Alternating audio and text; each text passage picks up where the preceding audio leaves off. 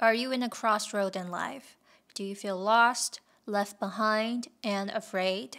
Do you feel like everyone else has it together but you? So let's talk about it. Seeing that I am on the cusp between a millennial and a Gen Z, I am in this unique position of being around many people that have married, have their career figured out, and also being around people that are just starting out in life. I, like many people, fall in the middle on the spectrum. On one hand, I am not completely clueless, but on the other hand, I don't have all the answers, so I'm always inquisitive, and I think I have a unique take on just what to do when you feel lost, since I'm like right there in the middle, experiencing my quarter life crisis, so to speak.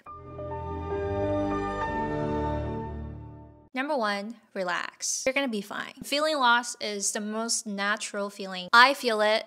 People older than me feel it. People younger than you, younger than me, all feel it. We're never gonna feel truly arrived at some place. We're never gonna feel truly fulfilled. Some of us just manage that anxiety or uncertainty better than others. It's good to have more questions than answers. It's good to be a little bit inquisitive. Nothing says I'm done for life than having all the answers figured out, or so you think. Don't worry about your parents that are constantly bugging you to pursue this dream or that dream.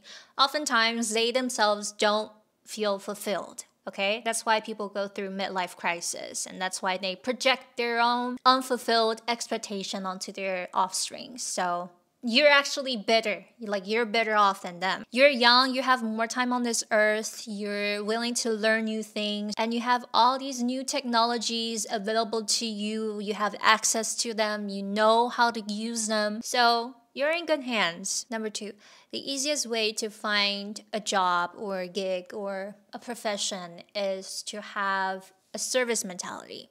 As in, how do I solve this problem? How do I make myself useful for other people? It automatically gets you brainstorming for creative ideas, for solutions, and it takes the ego out of the equation. And instead of pursuing a dream and hoping, wishing that it will work, you're serving your dream, you're serving the people around you, you're being a productive member of society. Number three, now that you have this service mentality, know that you are not entitled to the results of your work, but you're only entitled to doing the actions. You're entitled to doing the duty, doing the service. Because so many things are out of your control. You can't just will everything into your desire, into your expectation. All you're entitled to is the work, is the duty. As in, show up, do your job, don't sit on your ass, and don't expect things to turn out a particular way. I know it sounds counterintuitive, passive, and almost defeated to say that, but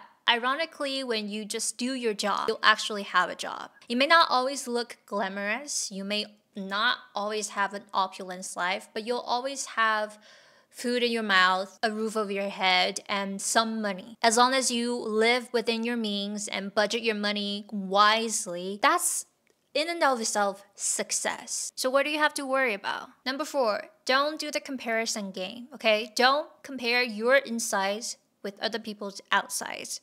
Social media particularly has this way of deceiving us into thinking everybody else's lives are so perfect and glamorous and they're never depressed, they're never sad. We are the problematic ones. We are the weird ones. We're the odd ones out. We're getting left behind. No. Just like you're not broadcasting your own misery, other people also are not showing their bad days. You don't know what's going on in other people's lives, and you don't have the same goals, you don't have the same life paths, so what even is the point? It's like apples and oranges.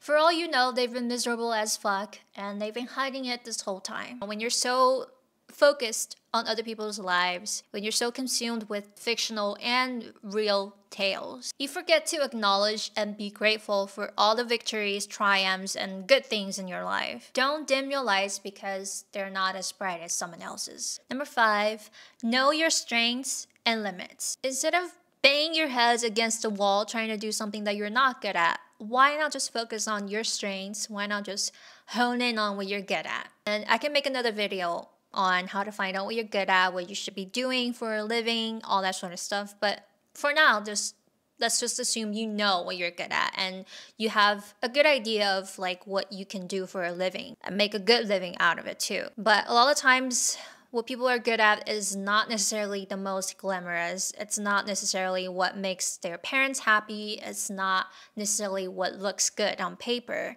And so they opt out of it. It's like, no, that's stupid. That's dumb, okay? Don't do something just because it looks good for other people. So learn about your interests, your preferences, your strengths, your weaknesses, and be honest with yourself. Don't be afraid to take time figuring out what you really should be doing. Because if you don't do it now, you're gonna have a midlife crisis, if not a quarter life crisis. Either way, it's coming. It's better to measure twice and cut once than cut once and then regret it, and then you can't uncut a fabric.